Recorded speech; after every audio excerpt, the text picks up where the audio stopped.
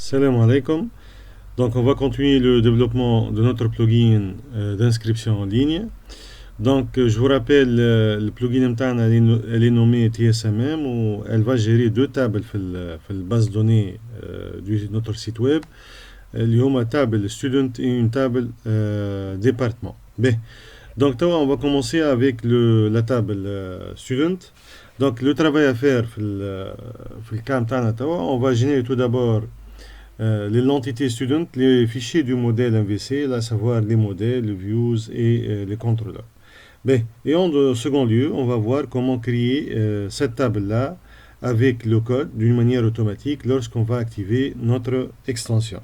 Ben, نبدأ أول حاجة ديما الريفيرنس بتاعنا هو السيت officiel de WP MVC.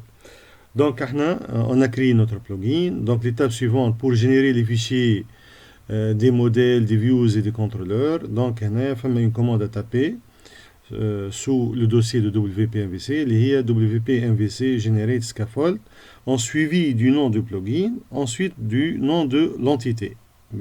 Donc, je vais copier cette commande-là, je vais le coller ici. Le plugin est TSMM avec T majuscule. Et puisqu'on a une table qui s'appelle Student في base à la fin S, student هذيا donc هنا parmi les bonnes pratiques في développement web ديما les tables يكونوا en minuscule et au pluriel. Donc l'entité associée لازم تكون au singulier avec une lettre majuscule. Donc je vais générer tous les fichiers du modèle MVC associés l'entité متاعي student qui est liée à la table student à la fin S dans la base de données. Donc je vais taper entrée. Normalement tout va bien, il a généré les fichiers. On va avec le dossier app avec les كنفر. Donc je n'ai في contrôleur, il y a deux contrôleurs. Le contrôleur c'est un contrôleur frontal. Et تحت admin, le contrôleur côté backend. Donc ensuite le modèle le modèle student, c'est un fichier, c'est un modèle qui gère la table student dans la base de données. Et bien sûr les vues كيف on a des vues côté admin et des vues côté front.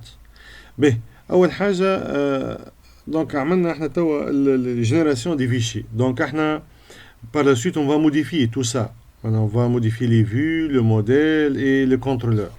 Avant tout, donc on va essayer de créer la table student qui contient les champs هذوما اللي هما 5 ou 6 champs. Donc, on va créer cette table-là au moment de l'activation de l'extension. Donc, il fait pour créer cette table-là d'une manière automatique. Donc, je vous rappelle, le fichier tsmm.php, le fichier de l'extension, le fichier principal, il contient une fonction tsmm activate, c'est-à-dire on va l'appeler lorsqu'on va activer notre extension.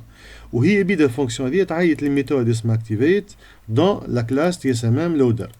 Elle est موجودة dans le fichier tsmmloader.php. Donc on va chercher cette fonction-là, bien cette méthode-là dans tsmmloader. Pardon. Et on va essayer de mettre le code SQL de la création de cette table. Donc pour cela, je vais utiliser un exemple de WP-MVC. Donc je vais copier tout ça.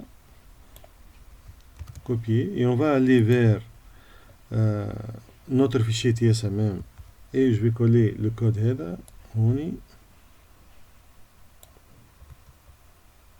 Voilà. Mais juste essayer de changer ça par WPDB et préfixe. Normalement requête نتاعنا create table. Donc شنو هي هذه un objet WordPress عيط مع l'attribut préfixe باش نعرف شنو البريفيكس دي تابل في الباز دوني. خاطر ما نعرفش انا d'avance l'utilisateur comment il a choisi le préfixe de ces tables.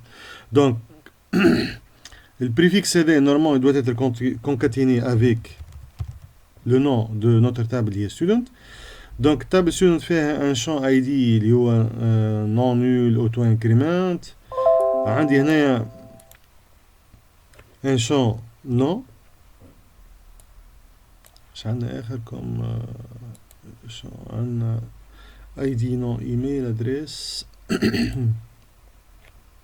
ID nom, email, adresse et adresse, ville, téléphone et date d'inscription. Donc adresse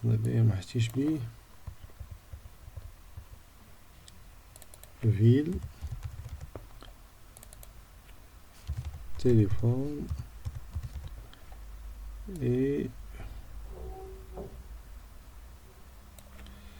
date.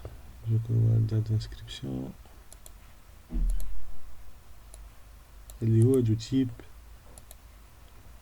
date time. Le type date.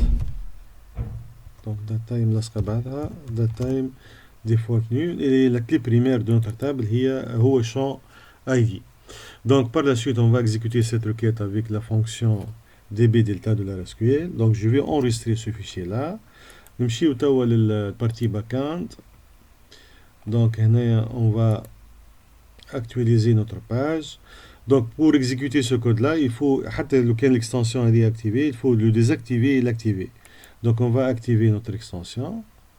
Tout va bien inchallah ما فماش erreur هنايا. Donc نمشيو توا للباز دوني نتاعنا et on va actualiser. Voilà, regardez bien هنا il a créé une table qui s'appelle WP Student qui contient les champs هذوم. Très bien. Donc في الفيديو الجاي ان شاء الله on va voir comment gérer table دي, comment assurer les opérations CRUD sur cette table côté backend. وبعدين في les prochaines vidéos on va voir côté نفس الشيء côté front-end.